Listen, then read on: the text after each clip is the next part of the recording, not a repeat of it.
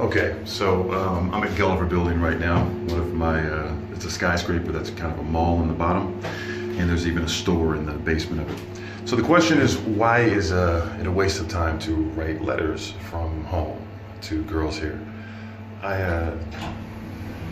Like you, I joined a website that there was a membership on it, and it was $100 a month. You got, I think, unlimited emails you could open. You got 50 emails you could respond to.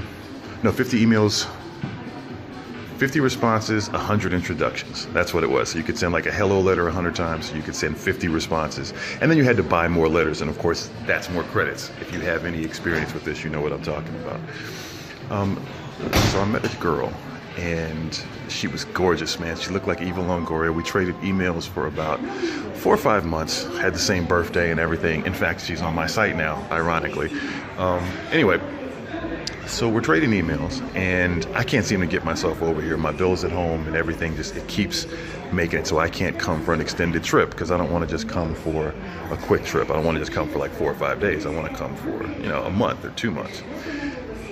So I finally realized this site is not legit.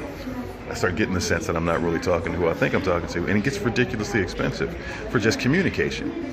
So fast forward about 10 months, maybe 12, and I come here and I meet one of my partners now, and he shows me all his girls when I start thinking about doing this business. So he shows me all his girls, and one of the girls he has is the girl that I had been talking to. So I'm excited. I'm like, oh man, I know her name, I know her birthday, I've got all these photos of her that I'd saved in my little files, and all of that, right? So he sets us up on a date, and I go to the date, sit down at dinner thinking, oh man, I've got an automatic conversation, this is gonna be awesome. Well, first, of course, she agreed to meet me. Man, she shows up to the date, and she has no idea who I am. She's never corresponded with me before. The only thing she knows about me is what my now partner told her about me, and none of those emails that I had were from her. Now, the pictures and stuff they sent, that was real. The way that this business works, man, is that I call them profile brokers. The easiest description is, think of it like pimping. It's probably not great to mention that, but that's what it's like. So this guy has X amount of girls. The girls sign up with him. They get X amount of dollars to go to the date. It isn't a lot. It might be $20 in US money. But all the money you spend corresponding with these profiles goes to the profile broker. It doesn't go to the site. The site gets some, and then that's how he makes his money. When you go to the meeting, then he makes a little more money. Or he or she, because most of them are girls.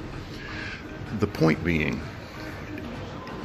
there really is no substitute for just coming and meeting them, because what happens from home is you will find, and even when it's a genuine girl, if she lists on her profile on the site, or a number of people list their profiles on sites, because what happens is these girls are with more than one profile broker who will list them on various websites, and that's how the broker makes their money. If you really want to meet the girl, set up a date, come here. Even if you do it through that website, set up a date and come. Now, some of the sites, and you'll know it when you see it, have very restrictive rules, meaning you pay for the date, but at the end of the date, you can't ask her for her contact information. If things go well and she wants to give you a number, she can't. And what that tells you is that the interpreters, when you're having this date, are filtering the conversation and are stopping you from making a direct connection. Because what the site wants is for you to pay for her contact information, again, even though you already paid for the date. So anyway, don't bother writing letters. It's 90% a waste of time. There are ads here for girls to create their profiles so the brokers can put them up, and then whoever responds to you is who's responding to you. But it's not the girl you want to be talking to. I can almost guarantee you. The economy here is such that these girls are working 8 hours, 10 hours, 12 hours a day, and they're working all the time. And when they're not working, they're with their family or doing stuff with their friends, like anything. They don't have time to be emailing you, all right? So why is video chat a hustle? I'll tell you that in another one, all right? All right, so I'm waiting for someone, so while I'm here, and I figure there's some background stuff, you might be able to see a few ladies pass by from the escalator, get an idea of and get an idea of how friendly Ukrainians are, or how pretty the girls are just walking around. You might be wondering, why is video chat a hustle? All right, video chat, if you have any experience with the internet whatsoever, there are webcam sites where you pay by the minute and you sign up. and the ladies do what you ask them to do and show you all type of things. These are, you know, adult sites. Most of the video chat is on that same business model, meaning that you see the girl sitting there in the center of the room or wherever she's at, and there may be X amount of monitors and cameras that are on her, so guys will see her from different angles.